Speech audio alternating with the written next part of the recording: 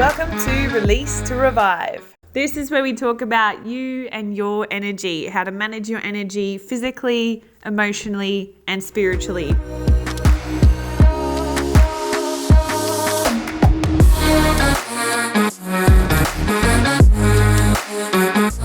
Welcome back, everyone. This is Release to Revive, the channel for increasing your energy and having more energy throughout your day, physically, mentally, and spiritually.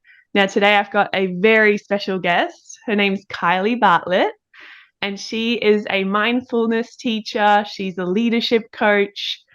And the thing that stands out for me about Kylie is that she really embodies what she teaches. And one of the modalities she uses is TRE. Now, I'll let her explain what that is. But being a yoga teacher myself, I find it incredible that she injects this into the leadership space because I think it's a missing piece and incredibly powerful for people to use. So, big introduction. Welcome, Kylie. Hello, hello. Thank you so much, Jackie. It is so exciting to be here. I can hardly wait. I've had to sit on my hands almost with excitement. I've been I've been counting down the days to do this with you, honestly. And I admire, I've been watching you recently just over the past few weeks. You do retreats as well. You do all sorts of things to help people, and women specifically, feel empowered to do their goals, to do their businesses. And I find that, very, very cool. To start then, let you tell them what TRE stands for and what it is, so people know. Thank you, Jackie.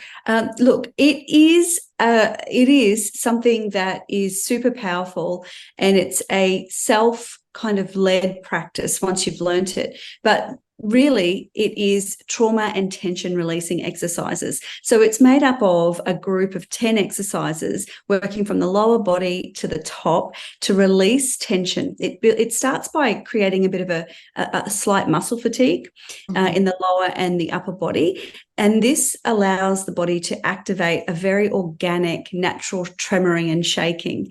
And this is where we start to really tap into resetting the nervous system and relaxing and really releasing anything that's been built up in the body. Yeah, and that's incredibly powerful. Like, I've said that so many times, I know, but I think people don't do this enough in our culture.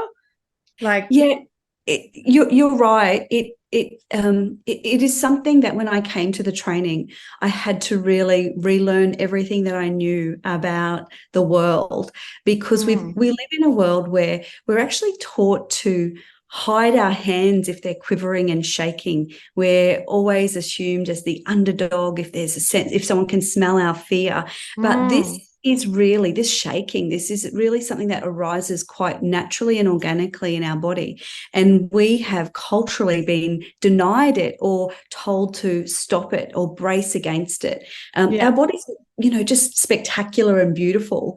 And they're often the first responders to stress and tension and trauma, whether it's something that's happened in the past or something that hasn't even happened yet. And so our body has this innate capacity to release this tension, even if it's like tight shoulders and neck muscles, but we're not often tapping into it. So it's really a bottom-up approach, whereas we might be trying to outthink our anxiety or outthink the trauma that we've been through. And those things are super helpful too, but this is a really empowering self-help tool. So you've been obviously practicing it yourself, and I think the another way that someone was explaining it to me was how animals, they do it all the time, and it's such a natural instinct for them. And I see my dog do it all the time, which I find awesome. So is this something that we should be doing daily?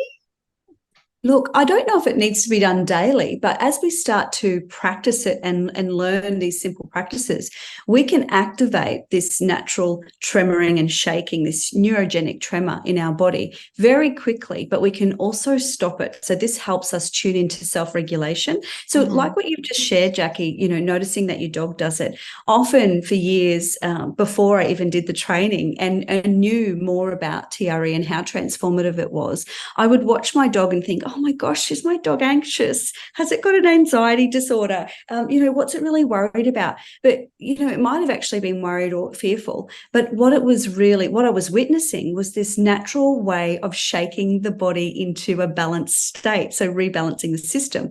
And this is the same thing that we have the power to do as humans. So as I've been practicing it, actually, I first was introduced to TRE. I was on a silent retreat. It was 10 days, I think, on the Gold Coast hinterland. And, after about day 3 of a silent retreat, the facilitator of that can start to get a sense of what might be going on for people with their bodies just by observing their bodies.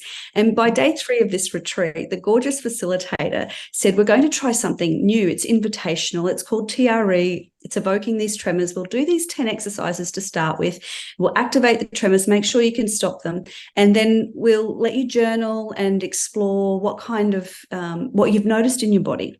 And by day 3 of sitting up and everyone's kind of dirty laundry just being held right up at the forefront of your eyes, it was something quite transformational. And it was also a little unnerving for me because, societally, I had never really been given permission or given myself permission to let audible sounds out of my body, to shake and let whatever wanted to move.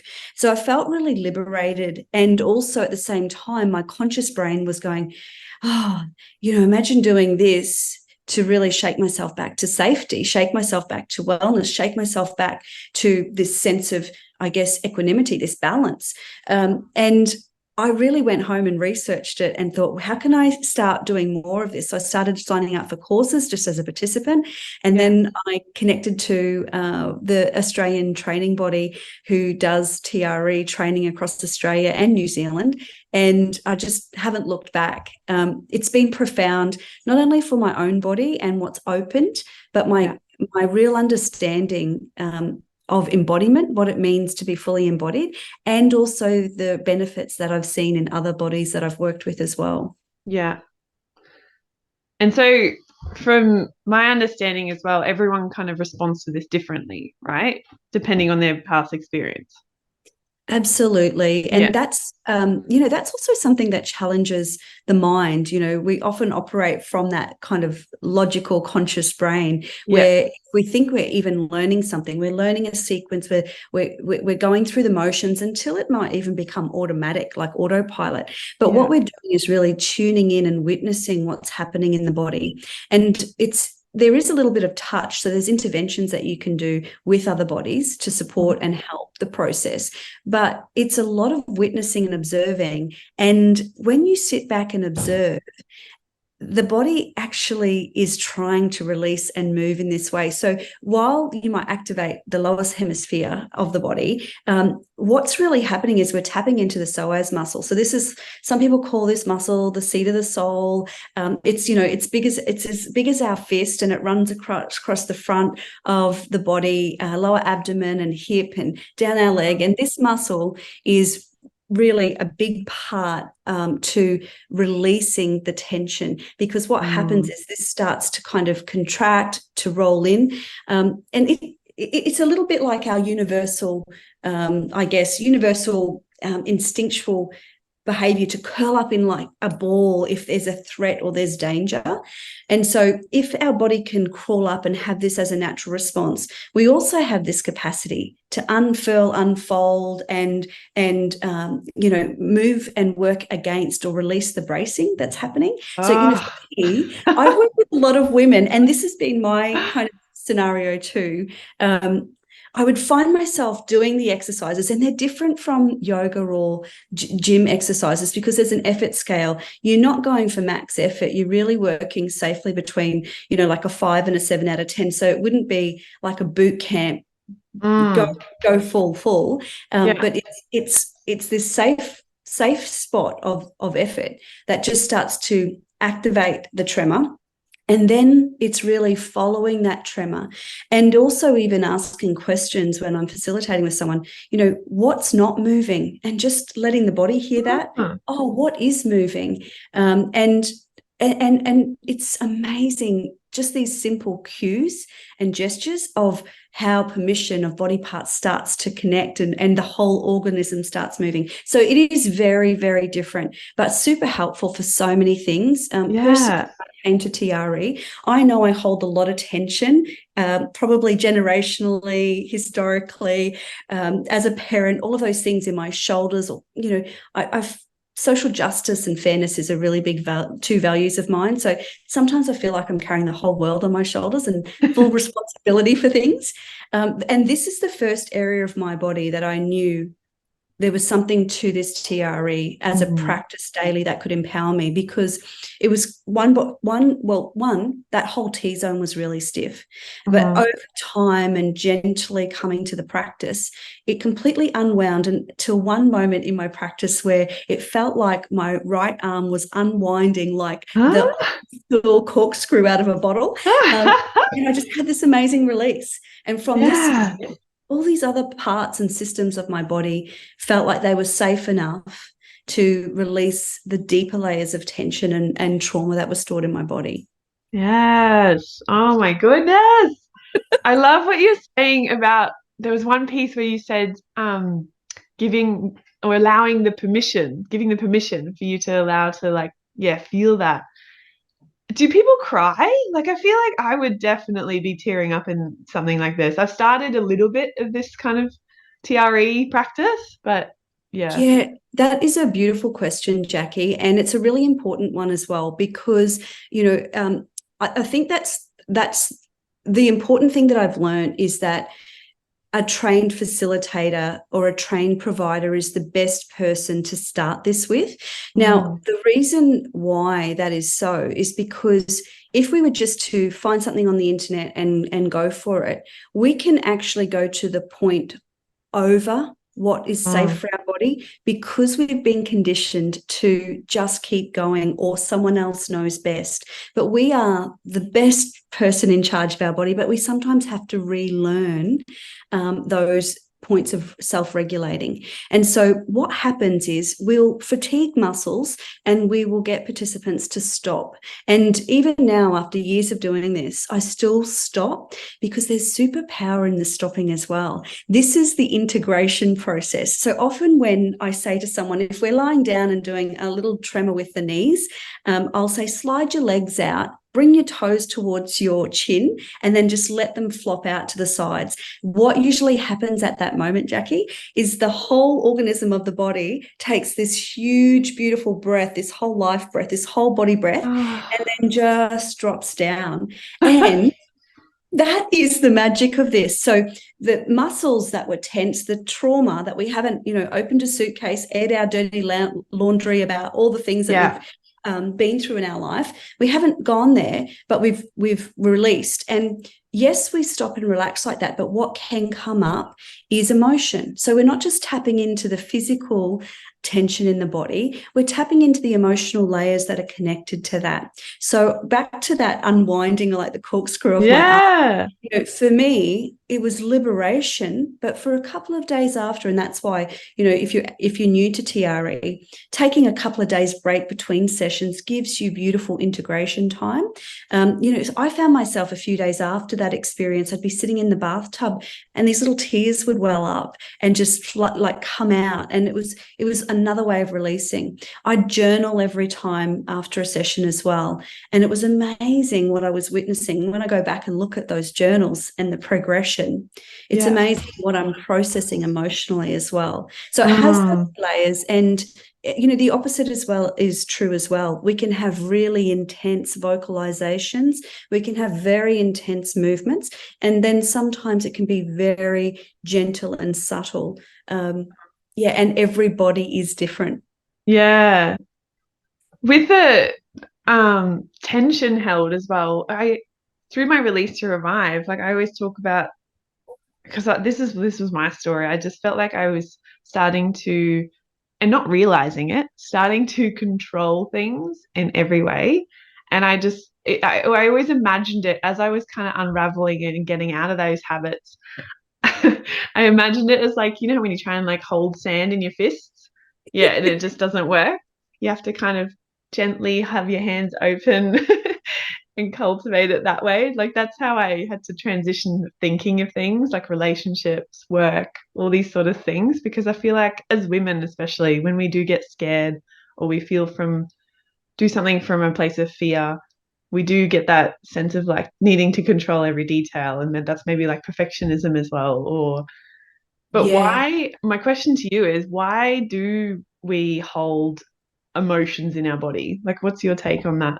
Yeah, that is a really good question. I think, on so many levels, we haven't even fully tapped into the potential of our body and Mm, the wisdom of our body. And so we've actually been created with these innate ways of coping and being resilient and, and touching into the difficult. Um, mm, Yet we have been societally conditioned to almost armor up, to control, to go into a rigid position, to hold our ground. And I love the sand analogy, this idea of, holding things lightly and softening and opening into them. The emotion is stored because we haven't fully let what was happening at the time run its course. So, mm, the nervous system, things like, I guess, anxiety, depression, we may have experienced something that was quite traumatic, or even something that we wouldn't think as overly traumatic. It could have mhm. been that, someone yelled at us in a road rage moment, which can actually be quite terrifying depending on, the circumstances. But Yeah. these feelings of anxiety and depression, if we don't have a way to let it fully execute through the nervous system, they Mhm. will stay there. And then whatever comes after that, we will respond with those same ways. So in terms of emotional maturity and in terms of really opening to choices of how to respond rather than react, we Mm. will have more choices available than just that fight or flight, that, standing to fight or running away. Yeah. That's what's really beautiful. It's the offering of learning about our emotional states. And we often don't think about those emotional states behind that thing that happened, that experience that we have been a part of. Yeah. And that's what naturally comes up. It's not someone sitting down with a clipboard and going through it. And all of those things are wonderful. But it's like when we're ready, when we feel safe, these emotions will come up for us, to explore and to understand. Mm. And just that relief, like you were, when you described that, the sigh at the end when you tell them to also self-regulate and pull the legs out. I felt that. I was like sighing in the moment you were talking about it because, yeah, I think. Yeah, it is incredible. And I love that you've raised that because, it's really selfish, the fact that I'm a TRE provider. What's happening in someone else's body? If I'm there holding space for someone, I have to be regulated. Mm, And a regulated body can do so much for another person. So you might have never touched into something or found a layer in a TRE session, and it might be because you've been in a safe environment with someone whose body is regulated. We only have to look to anyone who is around small children to realize how amazing and supportive and nurturing and attached someone can feel when a parent hasn't lost their shit over what's going down with their kid. I know in my own experience, when my kids were small, if I lost my shit, it actually only escalated. So my kids' bodies didn't feel safe. They would, all their emotions would be on the outside of their body. And it was almost like we were just going up together. yeah. Yeah. And so this regulated body, can really be a support for someone else who is struggling with that, especially children, but adults as well. Yeah. Well, in a practical sense, I'm wondering, so for the people listening, if they are wanting to consciously release something that's held. Maybe they know about it, maybe they don't. I know doing TRE is best with someone. So I'm just wondering what other practices you might be aware of because you are training leaders as well, or other modalities that people can use in the moment. Like you were saying, if we're not processing the emotions then and there, they get stored. Do you Yeah. have Yeah. processes that can help them through, let's say they are a businesswoman or they are a mum, um, and they're dealing with those daily stresses, how they can let them process so they're not piling up? Yeah, I love this. And it's so funny. I am just teaching this inside one of my membership containers at the moment. And it's really simple. But there's so many things. Of course, you can go and do an introductory course online. Just if you do go out and do any of that work, just make sure the safety protocols are there.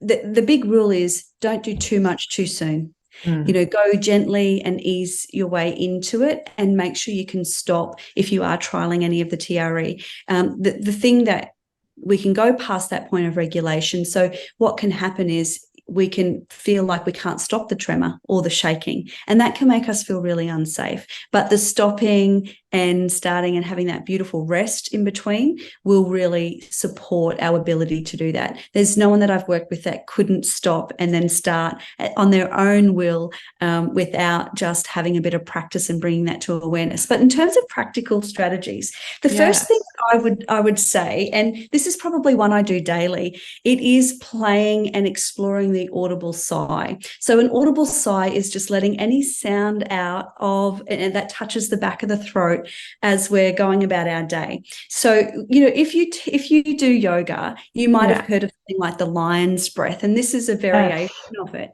But playing with our audible sigh is actually allowing ourselves to vocalize our emotion and our feeling. So as you go about your day, you might even just bring yourself to a quiet moment where you feel your buttocks in the chair or the ground under your feet. You could even close your eyes down and, I feel like I'm just kind of guiding myself through it right now. Yeah, I'm nudged in my seat right now. So if you're here, follow along, but just really bringing your awareness to this present moment, that there is a temperature of, the contact of the chair against your buttocks and your back of the thighs if you're seated. You can feel perhaps a sensation of the ground under your feet. And maybe you can even tune into any movement moving through the body, some pulsing or tingling or throbbing. And then just bringing your awareness to your breath, and it might feel really sharp and short and quick. And without even going to any judgment, just noticing it. And you might even just notice where your body is breathing. You might notice it as, temperature in the nostrils or coolness, or you might notice it somewhere else in the belly or the chest, or maybe even across the whole skin, like the breath is entering the body through the pores of the skin. So just tuning into that and not really forcing the breath in any way, but as you take your next breath, just seeing as you exhale if you can bring a little bit of an audible sigh and a sound, and it might start just like this. So you're just feeling a ha sound roll and touch the back of your throat. And then just playing with it if it feels comfortable for you, just seeing if you can take another breath and see if you can let a little more sound out, maybe touch in a little deeper into the back of the throat. And this can be quite uncomfortable, especially if you're around somewhere, but hopefully you're tuning in and you've got some space. Try it one more time and just see if you can play with this sound, get curious about this sound that you can make.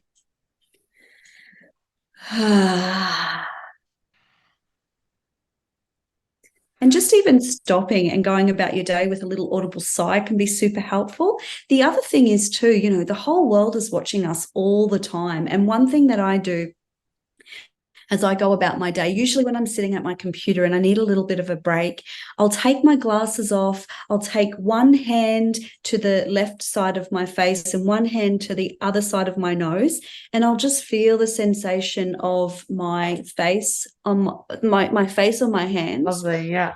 There Don't might do this if you're driving, but join us if you're not. Please do not do this if you're driving. Absolutely an awesome disclaimer.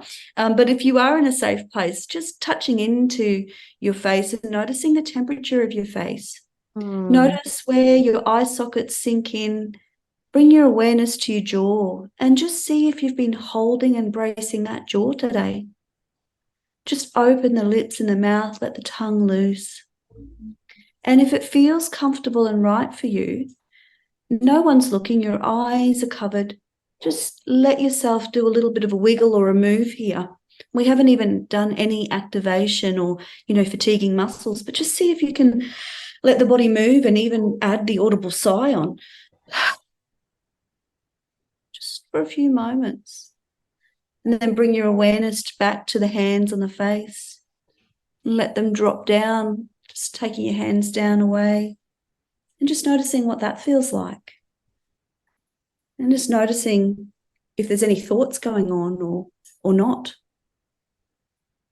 So they're two really simple ways that I tune in to the fact that I'm here in this present moment, living in this body, and this body has so much information, whether it's about our emotions, our feelings, our physiology.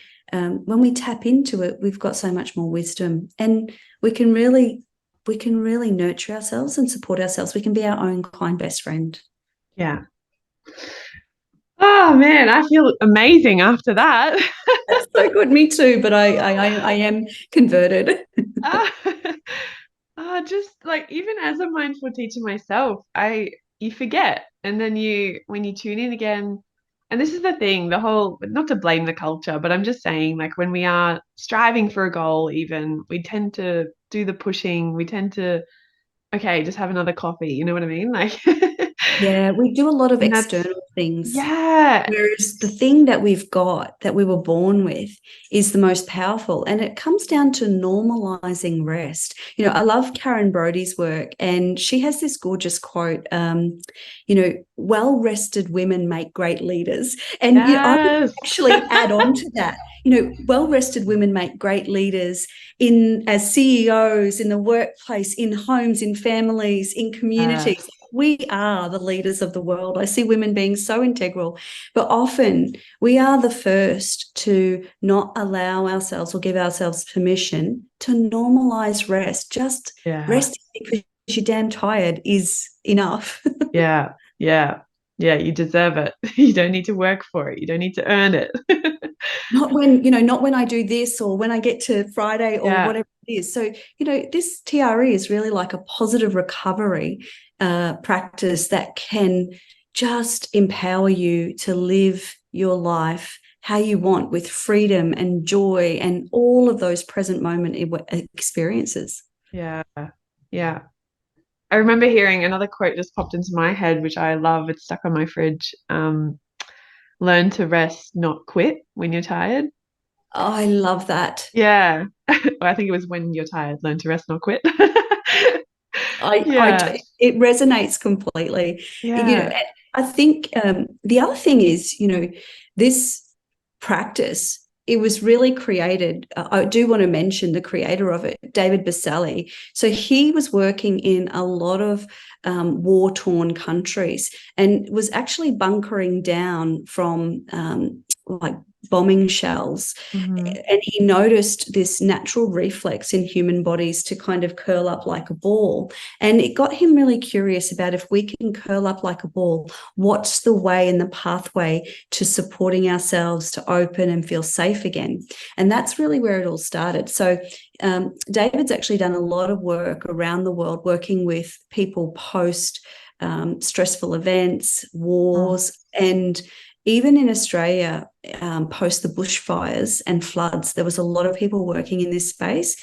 And I know personally for me, where I live up in North Queensland, we were hit pretty hard by the floods in a few years back.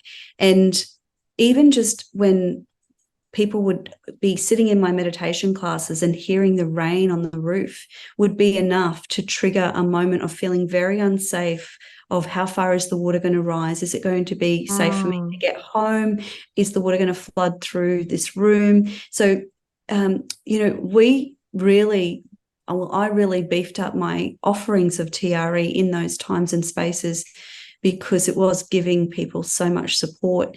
And it's done tremendous work also in the Defence Force. Not all Defence Forces around the world have tapped into it, but those who have, it's really supporting people, because everyone deals with trauma differently. Mm-hmm. Two people go through the same experience, but it's experienced differently and it's stored differently. Yeah. And it makes me think about mothers in childbirth and birth Yeah. That's what trauma. I was going to mention. Yeah.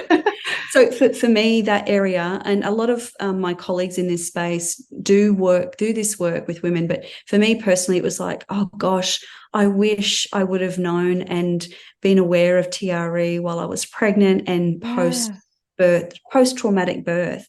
Yeah. Um, yeah, and my kids are now 18 and 17, and they've also done some TRE. Of course, it's important to make sure it's safe and for the right person.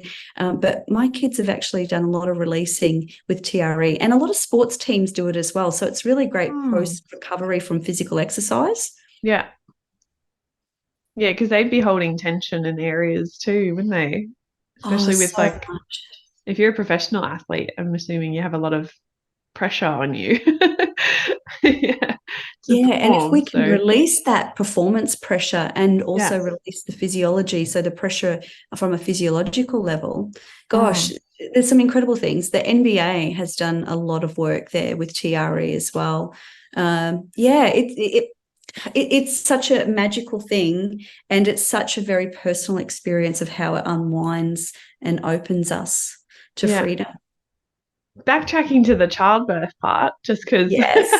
relevant to myself. I had one baby 9 months ago, if you don't know, but I I was reading about it when I was pregnant, and then I actually contacted a person that did it, and he was willing to like experiment on me. But then it somehow didn't go ahead. So Oh I got, no. yeah, I know. But I remember hearing that there's tribes out there that also just hold the women up for like hours after the birth to let them shake it all out before they let them, yeah, lie down. Yeah, look, I think what's really important to know, cultures all around the world have been doing versions of shaking medicine, TRE, Mm, releasing. It might be called something, it may be a cultural practice, but they've been doing something similar. So the Kalahari Desert men actually jump and do this releasing. So they're actually jumping and releasing. yeah, And the particular group you're talking about, they literally have women's back in childbirth. So the men are from behind holding, and then the midwives are not letting the women sit down until they've fully executed that release and that nervous system has been allowed to complete its full cycle. So I know when I was giving birth, and Jackie, think to your scenario, mm, and many women that I've been with, they've had that uncontrollable shaking. yeah, And I've heard women say, "Oh, I must be so cold. I don't know why I'm shaking." And it is actually our body's natural way of wanting to shake ourselves back to balance through the whole childbirth practice.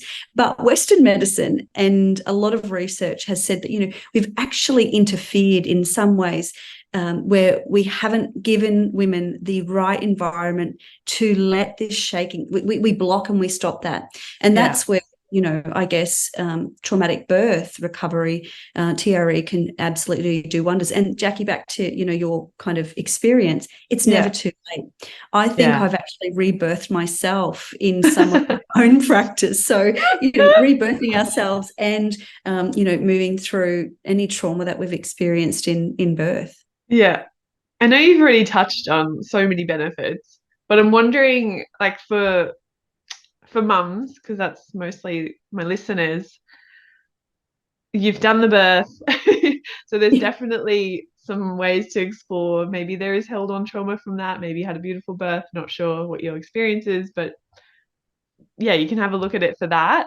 But also, if you're ambitious and you're wanting to lead, you're wanting to build a business, you're wanting to provide for your family as well, which is a very big dream of a lot of women these days. Um, what would you say that you've seen? Like, what sort of changes in women that are leaders that you've seen happen from this? Oh, look, the words radical authentic leadership kind of come up Oh, into my periphery. And, I don't say that lightly because it's not for everyone, for um, women especially, to say, these are my feminine traits, and I'm going to embrace them and work with them. And I want you to honor them. There's an important space for these traits to take up and what they can do, I think those women are the most courageous women that I've ever worked with. And I see them culturally changing the landscape.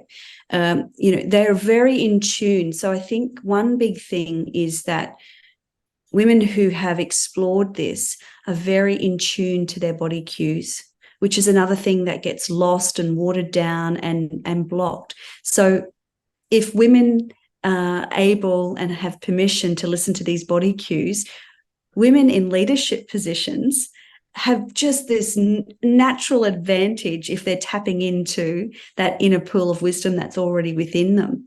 And I don't know if you've watched the news, but we've just had Qantas being injected with a new CEO, female. She's had 30 years experience at Qantas, and so she's not just coming in from the outside. She's been on the floor, and yes, it's early days to see what unfolds there for the Qantas story. But I'm really curious and watching around women in top leadership positions, how they take a different approach and what they get. And I did hear one politician say, not that I'm, overly following politicians, it took a woman to come in and clean up the mess, basically, from what had historically happened. And I thought, yeah, okay, well-rested women make great leaders, but they also have an incredible set of innate skills and skills that can be reconnected and reacquainted and relearnt, basically, to be the best they can be. Yeah. Oh, so good. Oh man, I just want to unpack more and more of everything, but I want to be mindful of your time as well. So for someone that is looking to have someone, do this with, how can they find you, Kylie? Yeah. Oh, thank you. Basically, anyone can jump onto my website. It's leadloveleap.com and find under the Mind and Body tab, they can work with me one-on-one sessions. So that can be done online or in person. And I run group classes for those who live in my local area. But in also in the context of the whole TRE community, depending on how you like to work best. I know some people love and don't mind working online. Some people really want to be face-to-face. There, if you go onto the TRE Australian website, you will see the whole directory of qualified, highly trained TRE providers with a beautiful map of Australia. So you can find the closest one to you. But anyone up in North Queensland, I certainly would love to work with you, and online as well. It's amazing what can be observed and worked with online, because we're trained to watch the body, every move, what's not moving, what's blocking, just bringing it in a little subtle cue, a little sense of touch, not too much intervention, because it's still really led from self. Yeah. Wow. I want to dive more into this for myself, because I just see all the benefits that you're talking about and what you're sharing as well on your Instagram too, daily. I love it. Yeah, well, totally, we can do a session. Not a problem. It'll be super fun. Yeah, definitely. Sign me up. Woo! Is there anything else you'd want to add for someone that's brand new to this, or even with your other stuff that you do, like you're holding retreats, you're doing all kinds of things for people to, just become a bit more of a woman leader, right? That's what we're here for. It is. It's embracing those things that are already within us, but it's also, making sure that we have a hand on our back as well for holding other women up. Everything that I do is really hinged on two words: elevation and celebration. So stopping to celebrate who we are and what we're capable of and what we stop and all of those parts, but also to elevate ourselves and each other. And in that vein, there's lots of things. Like in a couple of weeks, probably about 6, I'm hosting a Women of Achievement sleepover. So we're, disconnecting ourselves from our lives and our businesses for a couple of days. And we're going to be doing mind-body connection, but also business strategy and growth. But we're doing it in a way that is on our own terms and come as you are. So it's all of that. All of that. How fun to make it a sleepover. I think that's like who doesn't want to do that? The girls sleepover back in high school, that was the funnest thing ever. Yeah, slippers are optional. Obviously, you can bring your slippers and your pajamas, but I think when we are a super force as women, and we don't often give ourselves permission to take time out and connect with others. So just like TRE has been a cultural practice across the world in different forms with different names, so has women coming together. The circle of women is, I have found it personally powerful. It has supported me. And if I can share that on and contribute to building that circle in a robust way, for others, yeah, I think that's just such an economy that we can support. Yeah. I love the energy you bring to it too. You're very, I guess, I don't know how much you dive into feminine and masculine then in that sense, but you're so strong, but also have that gentleness and welcoming, and just like they talk about, like that river that flows. I feel that with you. Like I feel the energy of just like guidance, not really pushing or anything. It's beautiful.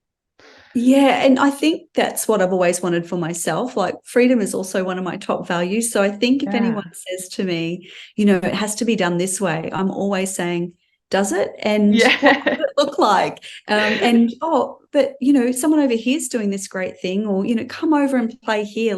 Yeah. Let's share and connect and collaborate. The But you're right. curiosity. Curiosity is high there, but it's this balance of both, and it is like the river and the dance.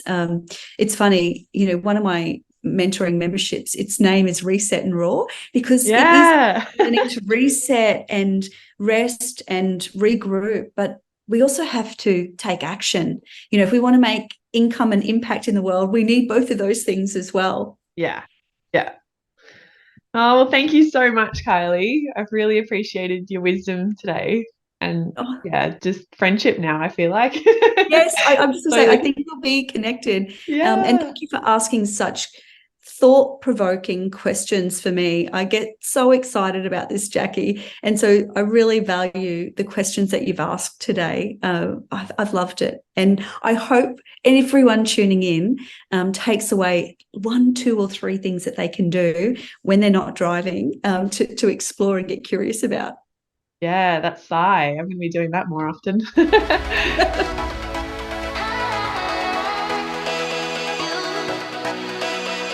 What an incredible woman, and such a cool modality, TRE. I have to do that more often. I always end the episodes with 2 to 3 takeaways that I find I will implement into my life more. And this is to encourage you to actually do something with this knowledge, do something with what you've learned today, what you've heard today. Because if nothing changes in your life and you're just listening, nothing's going to change and nothing's going to happen. So my 2 takeaways from this chat were the big sigh. So she was talking about in TRE that one of the most important things is to learn to self-regulate and to rest in between those shaking moments. So you're fatiguing the body, it shakes, it releases the traumas, but it's really important to be able to stop those shakes. So the pause. And that's when a lot of the times they just, in one of the first positions, they straighten their legs out, and she observes that big sigh in the whole body go, and just the way she was explaining it, I like felt that in my body.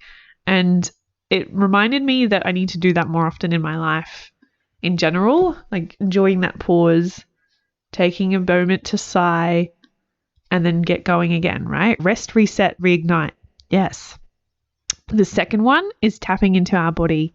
So she did a brilliant example. If you were able to follow along, really listening to your senses, or even just having those hands on the face, so good. You're regulating your nervous system, right? You're getting your nervous system and your body on board with your big goals. In times of stress, calming yourself down and saying it's okay, and then you can continue on. Same similar thing with the pause, right? The main thing is to tap into the body in that time as well. So listening to it, what does it need? Feel the temperature, being really mindful and getting present. That's what it helps us do. And you heard her, so if you are wanting to do a session with TRE, with a practitioner, if it's your first time, it's really highly recommended to do it with someone that is qualified. You can head to TRE Australia to find someone near you, or you can speak to Kylie. She's on Lead Love Leap on Instagram. or leadloveleap.com is her website. You can see all her offers there. She does programs as well as one-to-one sessions and online sessions too. So if you're not in her area, which is, I believe, Townsville, then she can work with you online as well. So hit her up and then hit me up on Release to Revive, because I would love to know what you thought of this and what you loved about it and what you took away from it. And send me a DM as well if you have any questions, because I would love to do a question series on this podcast. Give it a thumbs up, give it a like, and I'll see you in the next one. As always, breathe and be brave.